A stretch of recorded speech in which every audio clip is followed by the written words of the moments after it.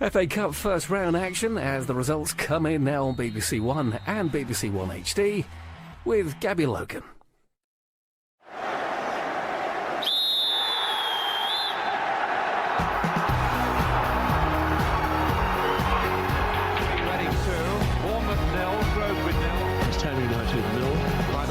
Relegation. He was one of the heroes of the afternoon.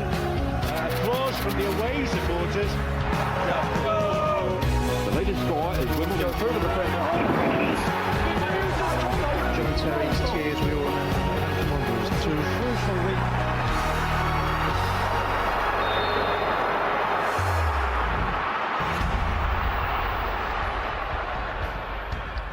Hello and welcome to Final Score. It's been a busy, intriguing afternoon up and down the country. It all started, of course, today at Old Trafford for the early kick-off in the Premier League. More reaction and reflection from Manchester United Arsenal in just a moment. Garth, Crooks and Mark Bright are here to light up your afternoon and make mine a little bit more difficult. Let's bring you up to date on what's been happening then, starting with that match at Old Trafford. 2, Arsenal 1.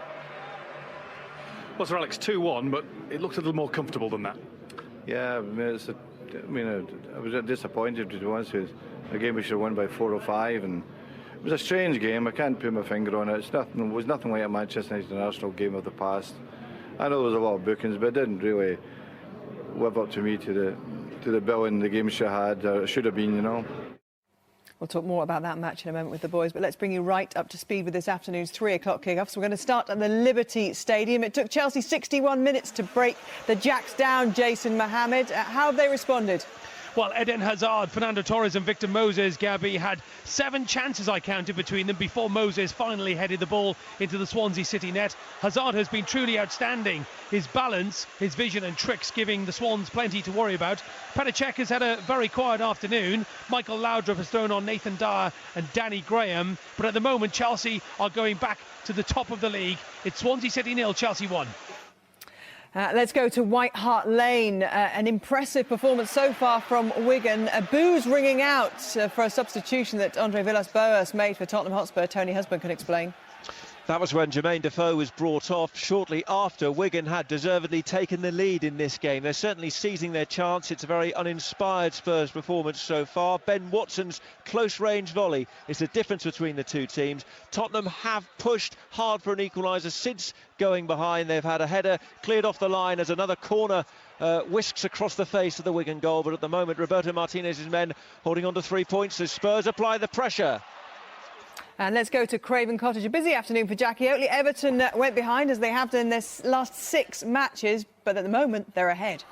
They are. It's a fully deserved change around as well, with Everton having to come from that goal down from a Brian Luis free kick, which was bundled into his own net by Howard, who'd initially made the save. But Everton in the first half had so much possession, but they had little cutting edge, apart from a couple of Jelavic misses. But in the second half, Everton have been absolutely rampant. They had several good chances to score before the Belgian combination of Morales down the right, cut the ball back from the byline for Fellaini to fire home from 7 yards out. And now in the last few minutes, a long angled ball from Jagielka found Fellaini, who controlled the ball under real pressure and then rifled it home on the edge of the box. Had a chance for Hangeland to equalise for Fulham. A fantastic game this. We knew it wasn't going to be goalless. It's Fulham 1, Everton 2 in the 78th minute.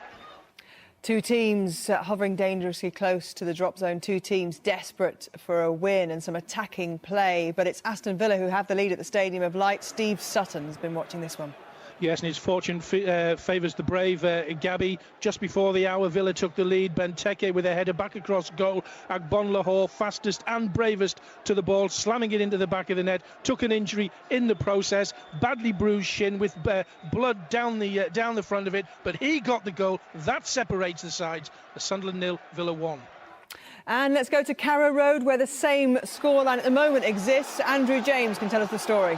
Yes, Gabby, still Norwich City 1, Stoke City 0. Norwich scoring just before half-time. Moment of controversy. It was a free kick given to Norwich after a foul on Robert Snodgrass. Didn't seem to be much contact, and there was a booking for Stoke's Andy Wilkinson in the process. But when the ball came over, Bradley Johnson with the back header got the goal, put Norwich in front, and lots of protests over the half-time break about that one. Since then, though, neither side has really been able to take control of the game. Little doubt in my mind, Gabby, this will be the last game on Match of the Day away tonight, and it doesn't really deserve to be that high in the running order. Norwich 1, Stoke 0.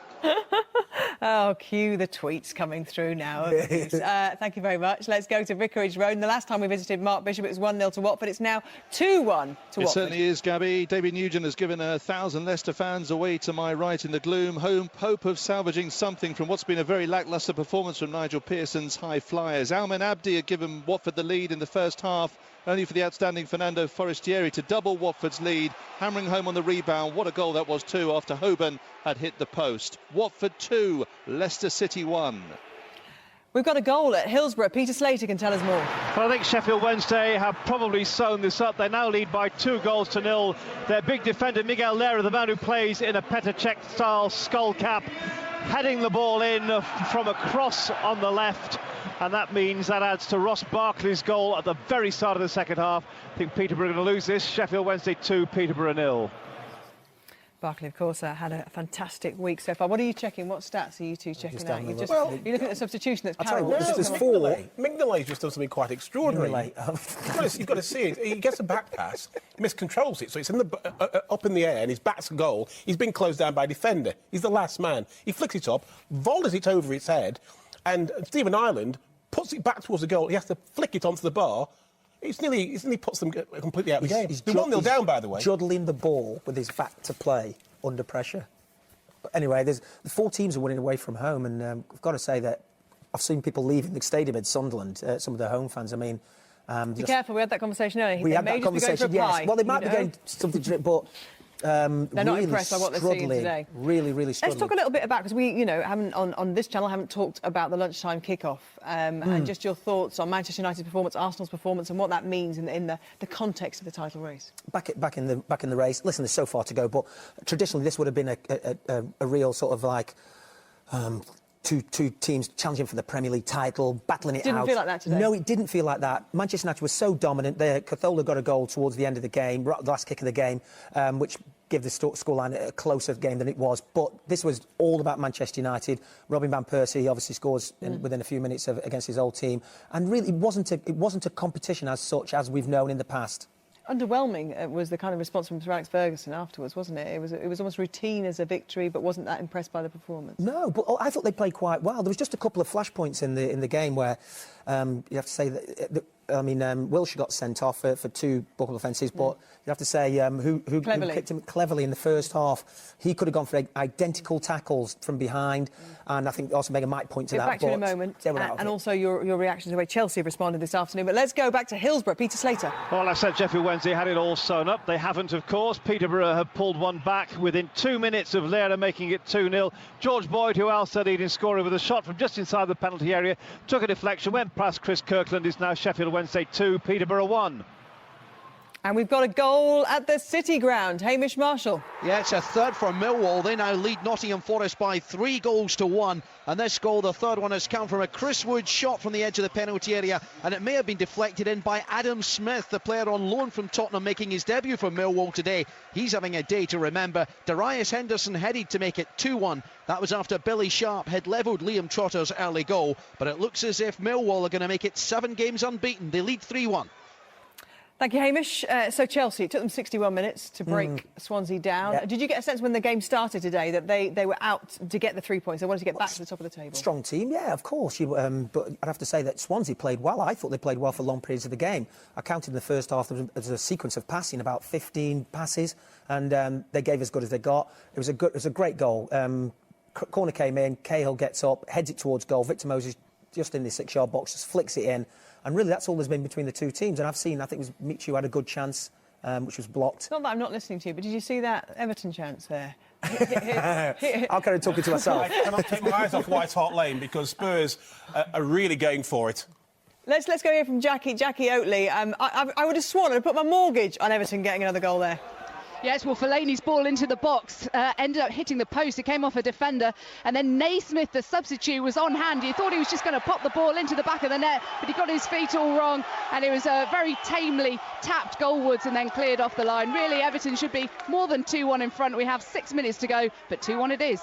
Meanwhile, Garth can't take his eyes off White Hart Lane. What's going on? By the way, Everton have deserved... Outrageous decision. Everton have really deserved their lead. With Spurs, it's really interesting because every manager lives and dies by his results. But when at home you take off a striker that's scoring regularly 18 and 20 goals a season for another striker who's also capable of getting into the 16 and 17s. Defoe's their top scorer. He's their top forward. So one of the reasons that the Spurs faithful, in my opinion, aren't feeling AVB at the moment, Villa-Bars, is because he's so stuck rigidly to a system. And he plays this 4-2-3-1 system with one player up front, one striker up front all the time. And at home, when you've got players as strikers of the calibre of Defoe and Adebayor, why can't you play them up front? They've been proven to be an effective pair before on the Harry Redknapp. The Spurs fans know that, but they won't do it. He's completely one of these students of the game that is rigid to a system. He's inflexible. Well, 6 wins out of 7, I think he can stick to his rigid formation if he likes. But we're talking about why the Spurs fans aren't feeling him. He can do what he likes. As I say, don't think it's a positive move. I qualify what I'm saying by you live and die by results. He might prove me wrong. He might get a result today, and everybody's been happy. But if you're asking me why the Spurs fans aren't feeling him, that's why. He's too rigid, and he's not giving the Spurs fans that little bit of flair with the class acts he's got on show. Oh, chance for Sunderland? No. Sorry. Let's talk new managers. Plenty of them around in the Championship. The merry-go-round has certainly gone into full swing, hasn't it, in the last week or so? And at Selhurst Park today, two. One in the box, Henningberg for Blackburn Rovers, the other in the stand, Ian Holloway. And it's Holloway, Mark Webber, who's having the better day, watching higher up in the gods. Indeed, I thought you were going to break into song a second there, Gabby. Palace 2, Blackburn 0. Some Palace fans already calling Ian Holloway the new Messiah when he was unveiled at half-time. He said he had goosebumps after his new side's first-half performance. Well, I tell you what, he must be as lumpy as my mother-in-law's lumpy custard after watching this second half, because they've dominated so much now, playing Brazilian samba-style football in front of me now. They've had 2 penalties by Murray. One went in, one was saved. Dixon had 2 who hit the bar for Blackburn in the first half. They have punctuated quite strongly at times, but the consistency has been with Palace, and they're worthy of that 2-0 so far. Thanks very much, Mark. What do you want to say? Because before I go to... No, just want to say, Ian Holloway, I think fantastic signing for Crystal Palace. I think proven track record, got promotion, got back in the playoffs next season. They'll be in the Premier League next season? Yes. Goal. Oh, hang on a second. Let's Great go chance. to the Liberty. Jason Mohammed for a goal. Well, I don't quite believe it, to be perfectly honest with you, Gabby. Just when Chelsea looked as if they were heading back to the Premier League, it's a wonderful goal. It really is. It's Pablo Hernandez. He's cut in from the left-hand side. He's been a real pain in the Chelsea back four all afternoon. He's cut inside on his right foot. It's beautifully done. Past Pericek's left hand. They're level. It's Swansea City 1, Chelsea 1. Roberto Di Matteo will be absolutely furious. 1-1. Well, I think Pericek's been offside. He's a little bit there. It's a pat box. If Pericek has a good sight of that shot, he saves it for me. I think it might be Ivanovic in front of him, Mikel's in front of him, and it's only just a foot from his hand, and he can't see it. But as I said, Swansea have been in that game. They played some good stuff, and I don't think they deserve to be behind. But I mean, I did think when Victor Moses scored, I thought they'll seal this out. Enough time on the clock for Chelsea to respond. United in the situation we saw last season, time and time they came back from the situation. Can Chelsea do the same? OK. Swansea go on and win it. Let's go back to the new managers in the Championship. Mick McCarthy, of course, took over at Ipswich this week, and they're at St Andrews today. Going well, Steve Lee. Yes, it's still Birmingham 0, Ipswich 1. We've got about 6 minutes left in the Mick McCarthy era at Ipswich, going according to plan. Well, his plan anyway. They scored after 8 minutes through DJ Campbell, and they've soaked up all Birmingham have had to offer. I have to say, Birmingham have been woeful this afternoon, and a couple of chances for Niko Zigic, their substitute. One in particular, a one-on-one with the keeper, and he managed to miss the chance. Birmingham have been woeful, booed by their own fans, and Ipswich, well, they're heading for an end to that 11-match winless run under new manager Mick McCarthy. It's still Birmingham 0, Ipswich 1. Let's go straight back to the Liberty Stadium. Jason Mohammed, Swansea aren't settling for a point. Well, I tell you what, Gabby, when this place rocks, it rocks. This place is rocking right now. The Swansea City fans can sense possibly a winner here. Danny Graham was clean through. Gary Cahill, who's had a terrific afternoon, just managed to get the block in. Here comes the cross, headed out once again. I think it was by Gary Cahill, but Swansea City on the attack here. There's about 3 minutes to go, and I think there's probably another 2 minutes of injury time, and who knows, Swansea City could well nick this. Here they come again. It's 1-1. It's Pablo Hernandez again, tackled by Eden Hazard. 1-1. Can't take your eyes off this. Are your eyes averted now? Are you off White Hart Lane? It's extraordinary. I mean, they have. I mean, I said earlier, I'll say it again. Swansea have got their foot on Chelsea's neck. They're not going to let them up. It's just extraordinary how they've come back from. Is this, do you think, the essence of the Premier League and what is so good about a team that Swansea, who, you know, you'd think be grateful to get back to 1-1, but they don't give up. They keep going because that's the style of football they play. There's no such thing as a team that comes with a reputation that, you know, you can't beat them. Absolutely, and I think that's happened over the last sort of 6 or 7 months. They can believe that. But what I'm really interested in is whether Chelsea or not can come back and respond. And at the moment, it's all Swansea. I think Swansea are really strong at home. I think with the QPR game away from home is the only time they've scored away from home. Let's go to the Craven Cottage. Jackie Oatley, a turn up for the books. It is. Everton will be absolutely kicking themselves because Fulham have equalised in the 90th minute.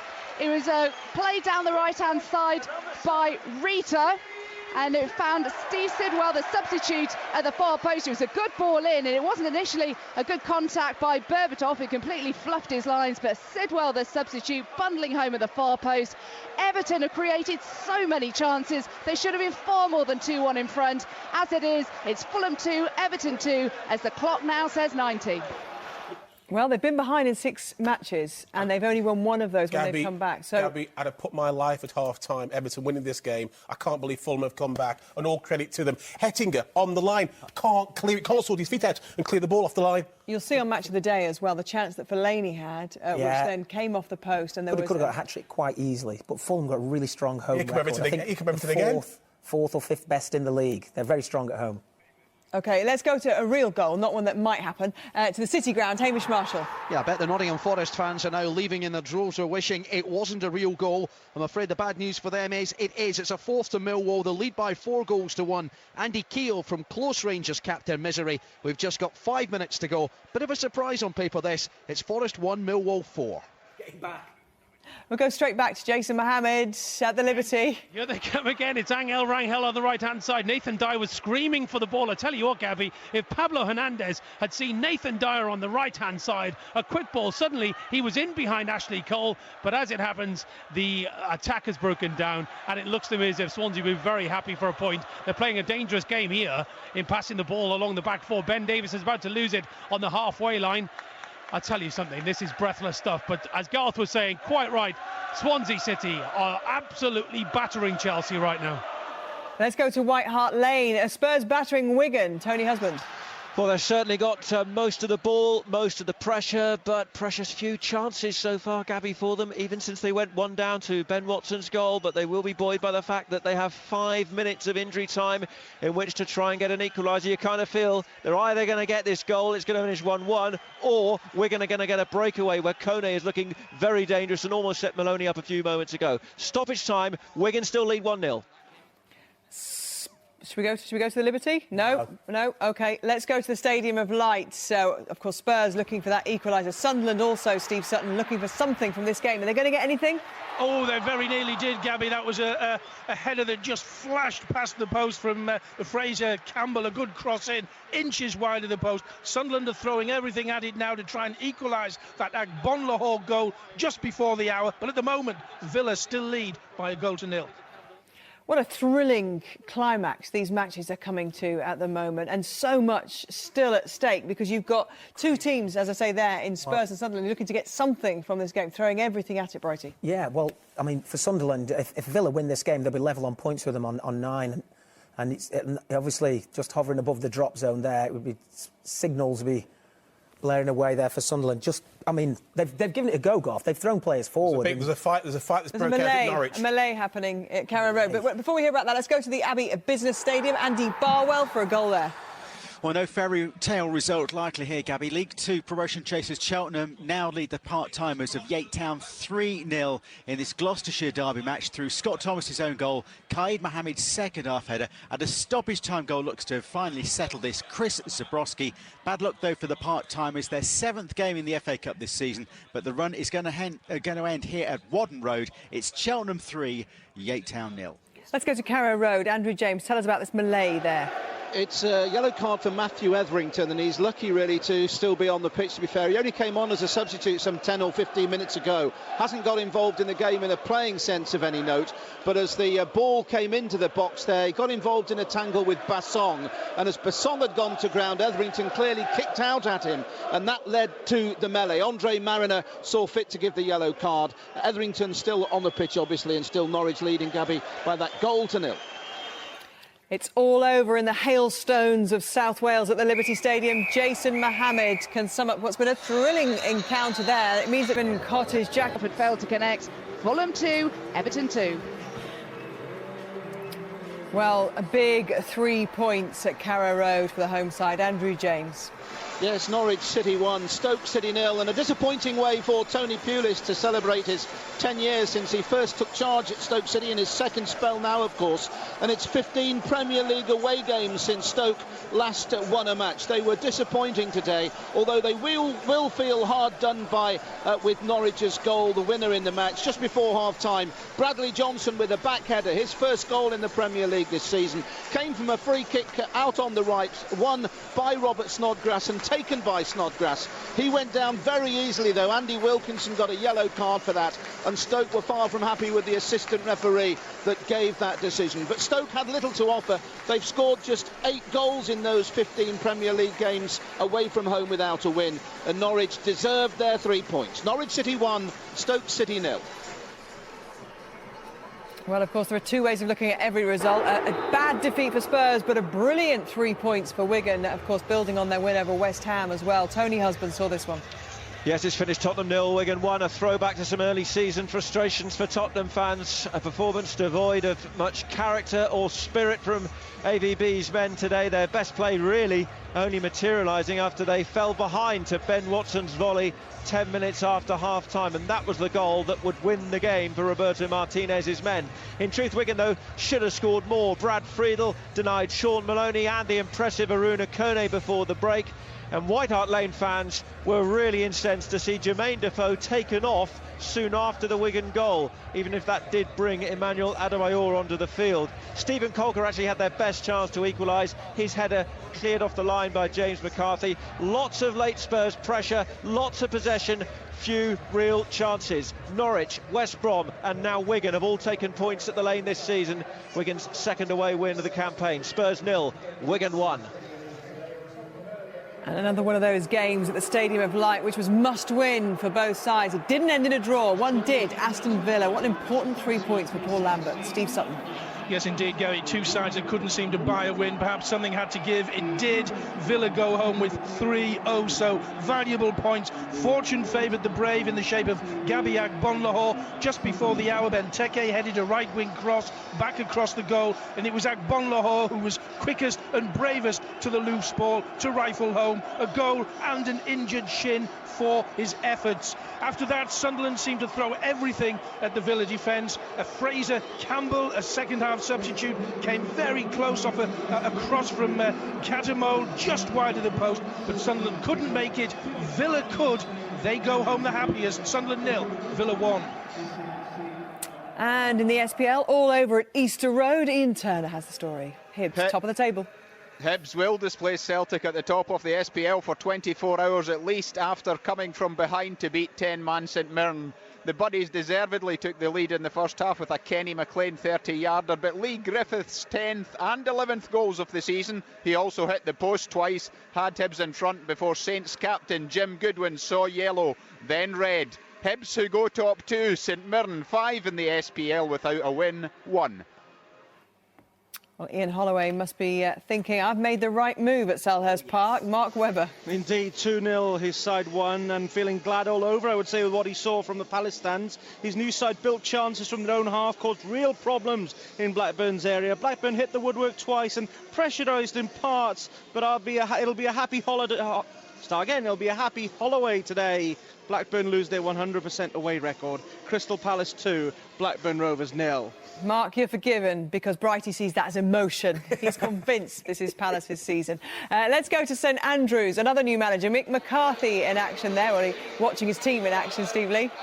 Yes, it finished Birmingham 0, Ipswich 1. And at the end, Mick McCarthy in his smart new blue Ipswich tracksuit top, punching the air with delight, as well he might. Ipswich ending their 11-match run without a win, with a great performance here at St Andrews. DJ Campbell, formerly a favourite here, got the only goal after 8 minutes, and Birmingham, well, absolutely dreadful. Lacking cohesion and shape, they missed 2 sitters through Zigic and Curtis Davis. Big Mickey's back, and what a response from his players. Birmingham 0, Ipswich 1.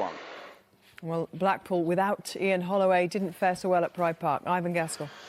Yes, a difficult week for Blackpool, just got an awful lot worse. First, they lost one of their most successful ever managers. Now they've lost here at Derby, emphatically too. 2 down after half an hour through Robinson and Brayford. Blackpool briefly glimpsed a comeback soon after the break, but the hope inspired by Ince's penalty was short-lived. Robinson's second extended the Derby lead, then Salmon rather filleted the Blackpool defence. To complete a miserable trip for Blackpool's understandably dazed and confused supporters. Thank you, Ivan. Well, if you want your say on the day's action, don't forget to tune in to BBC Radio 5 Live tonight for 6:06 with Robbie Savage and Darren Fletcher at 6:06, of course. I'm off to do some autumn test rugby, so Mark Chapman will be with you next week from 2:30 on the HD channel and Red Button, and 4:30 on BBC One. So here then are your full classified football results with Neil Turner.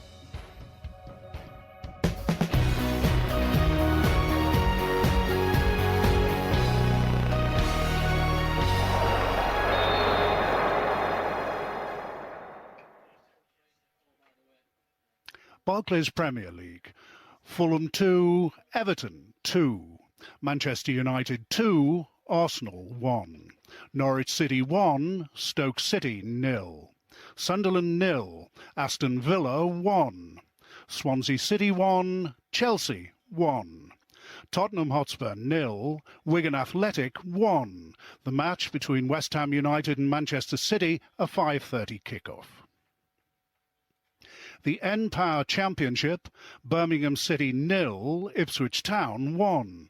Bolton Wanderers against Cardiff City, a 5:20 kick-off. The match between Burnley and Wolves, the latest score, Burnley 2, Wolves 0. Charlton Athletic 1, Middlesbrough 4. Crystal Palace 2, Blackburn Rovers 0. Derby County 4, Blackpool 1. Huddersfield Town 1, Bristol City 0.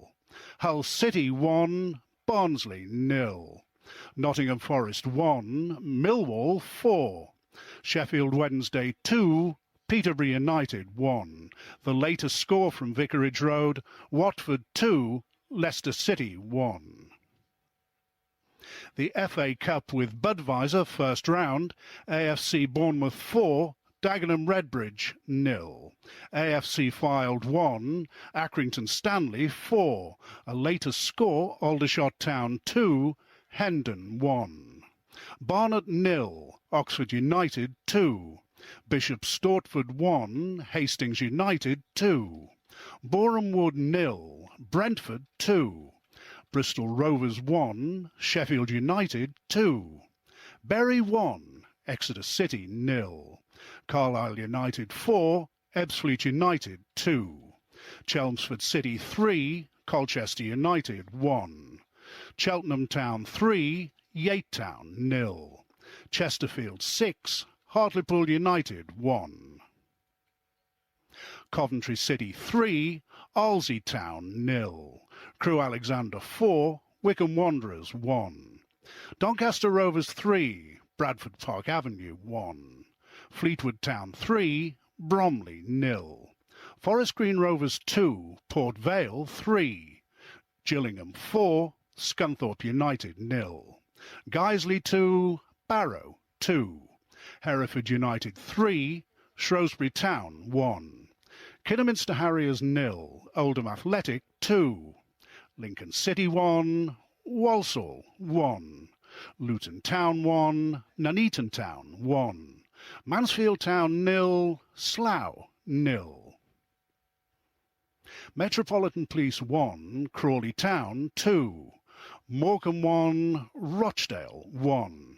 Northampton Town 1, Bradford City 1. Portsmouth 0, Notts County 2. Preston North End 3, Yeovil Town 0. Rotherham United 3, Stevenage 2. Southend United 3, Stockport County 0. Swindon Town 0, Macclesfield Town 2. Torquay United 0, Harrogate Town 1. Wrexham 2, Alfreton Town 4. York City 1, AFC Wimbledon 1. The Blue Square Bet Premier Division, Gateshead 2, Woking 1. Tamworth 0, Grimsby Town 1.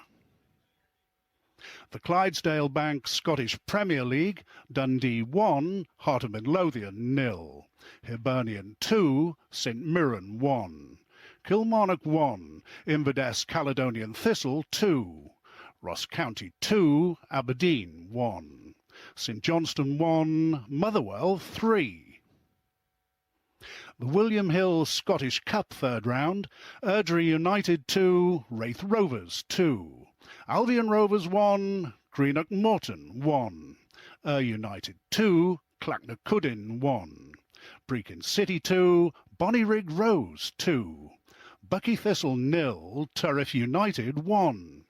Cowdenbeath 8, Vale of Leithen 1. Dumbarton 4, East Stirlingshire 1. Edinburgh City 0, Queen of the South 2. Elgin City 5, East Fife 1. Forfar Athletic 3, Nairn County 3.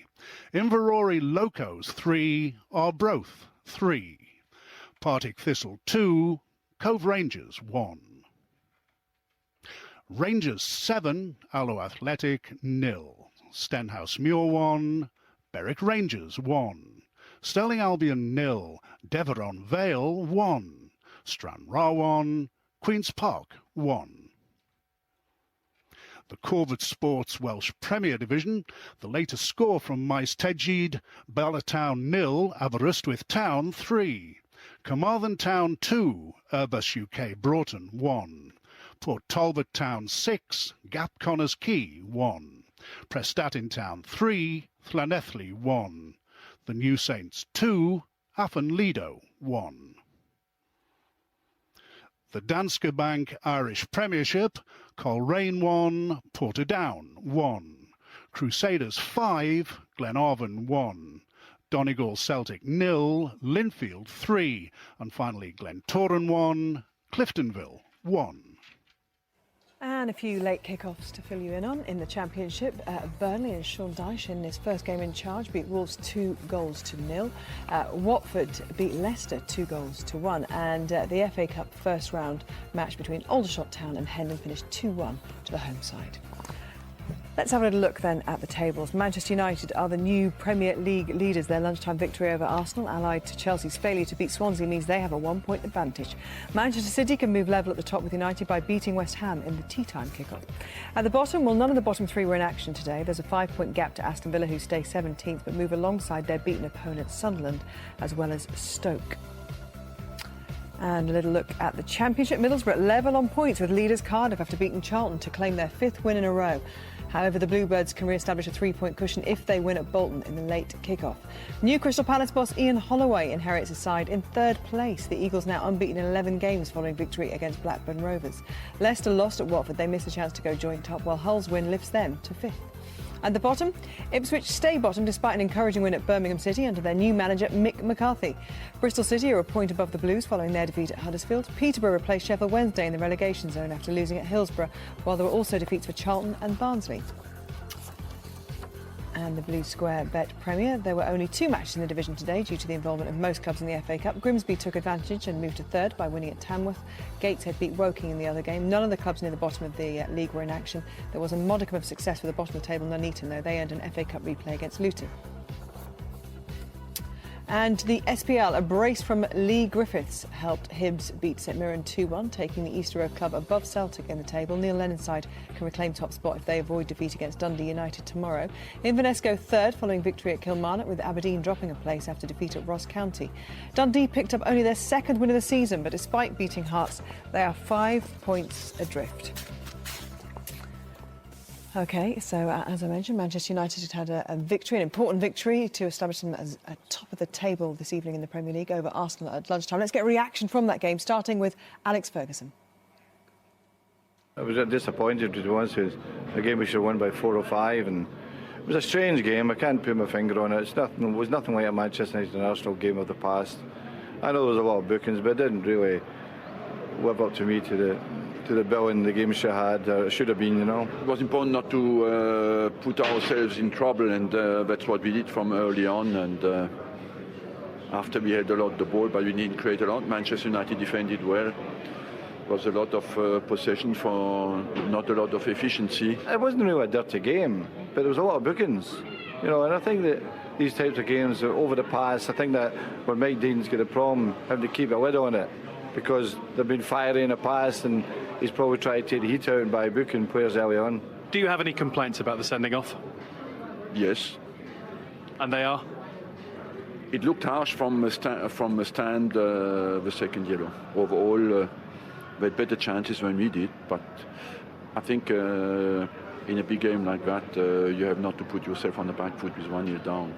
I thought we defended well, and you've got to do that if you want to win this league, because it's a hard league, and you've got to make sure as a team you work hard and do well. And we've done that today, and just maybe we didn't finish them off when we should have. Well, normally Wayne Rooney can hit great penalties, there's no doubt about that, but that was a bad one. He knows that. You know, I always think if you're taking a penalty, make sure you hit the target. At least the goalkeeper's got to save it. But it was the whole day was disappointing for me. He just seems incredibly underwhelmed by that 3 points, doesn't he? I'm a bit surprised, because I thought that United controlled the game for long periods. Yes, Arsenal had a spell where they looked at 1-0, they could get into it. United missed a penalty, they had 2 goals disallowed. It could have been a different story.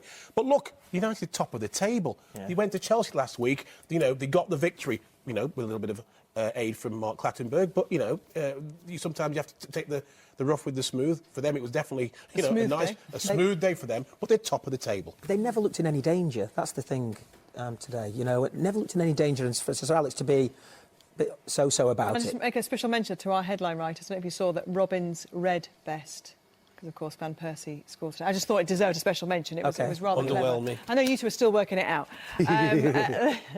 Let's hear from Michael Laudrup, because of course Chelsea went to the Liberty today knowing a victory would take them back to the top of the table, but Swansea did all they could to make sure that didn't happen. The Swansea manager's talking to Jason Mohammed. Well, Michael, you must be absolutely delighted. A point against the European champions, the way your side hung on in there. Yeah, I think another really good performance. I think there's been 3 this week. We lost 1-0 to Man City away last Saturday, but I think we made a very good performance midweek at Anfield, winning against Liverpool, and then today coming back from 1-0 down and get the point. I think it's been a really good week for us.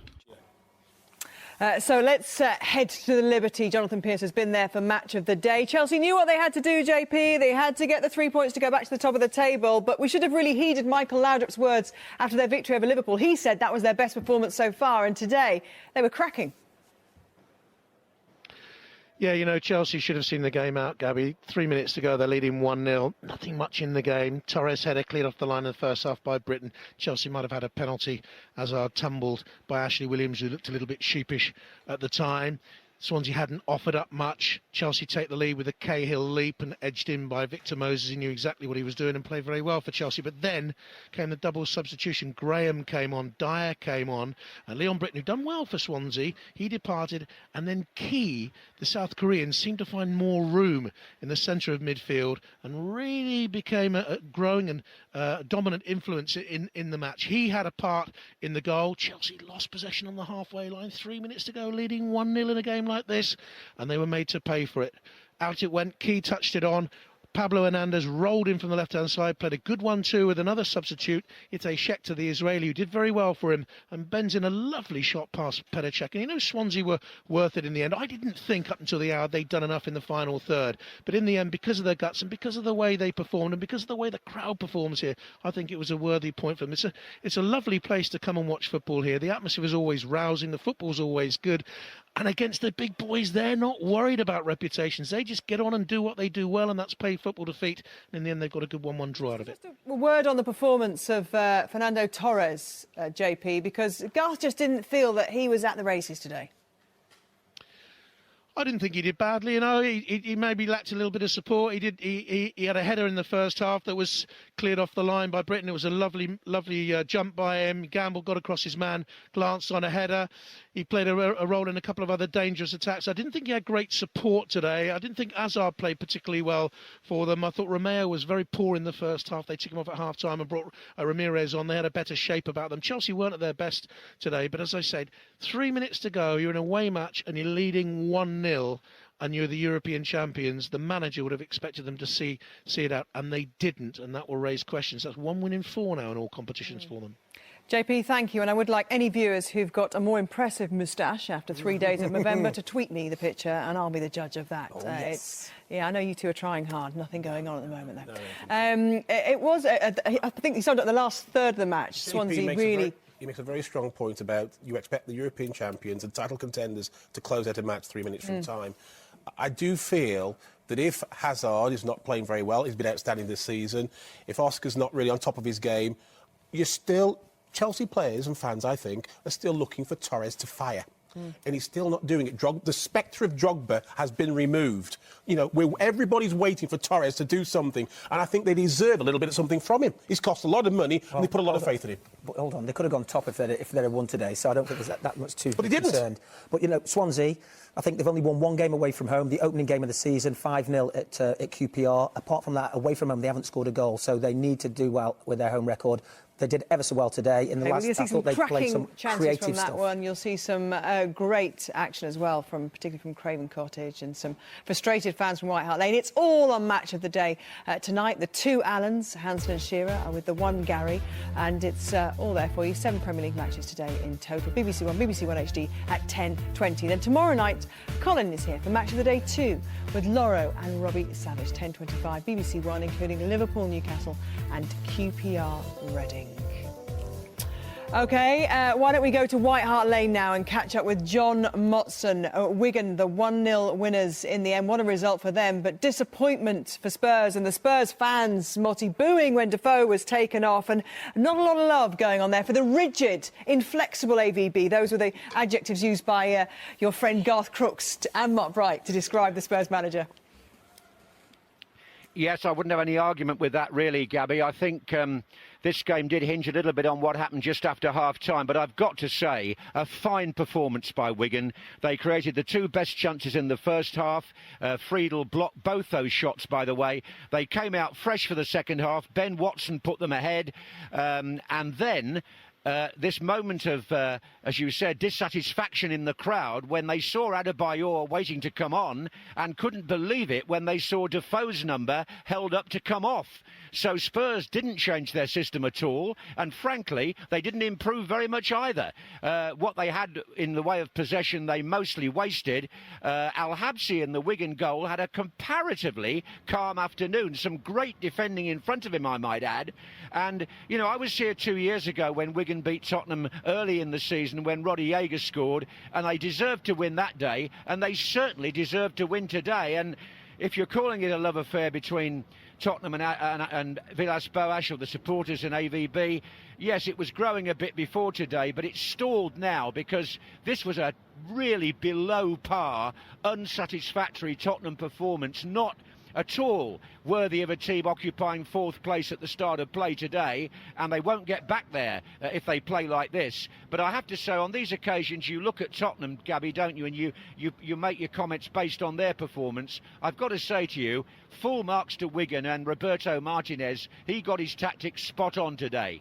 Motty, thank you very much, and well said as well, because we say you can look at results 2 ways. Disappointing for the Spurs fans, but Wigan now, that's 2 wins on the bounce. Of course, that win against West Ham, and that horrendously slow start, maybe turning like the juggernaut that it sometimes takes to get things going, because of course they finished the season with such a flourish, didn't they? Fantastic the way they finished last season, kept them up, and then you're hoping they can build on that. But they're always hovering. They're always hovering around there. We always look at the big teams losing as opposed to the smaller teams winning. We never give enough credit. And as we know, Martinez is a student of the game, and they're playing excellent football. Indeed. There was a big game at the Stadium of Light today. Two teams with that must-win attitude heading into it. Well, Aston Villa were the victors, and Paul Lambert is talking to Steve Bauer.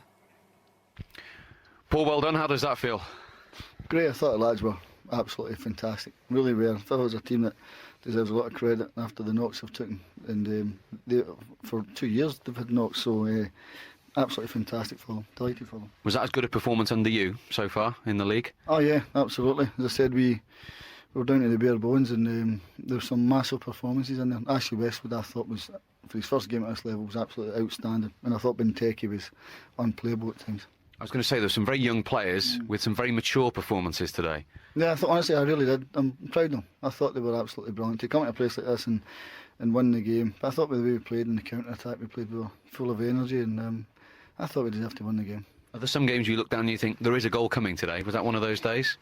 Well, I also thought looked a threat. I think Gabby's on top of his game at the minute, and I think we're playing really well, and we just have to keep persevering and keep going, and that was a massive win for us.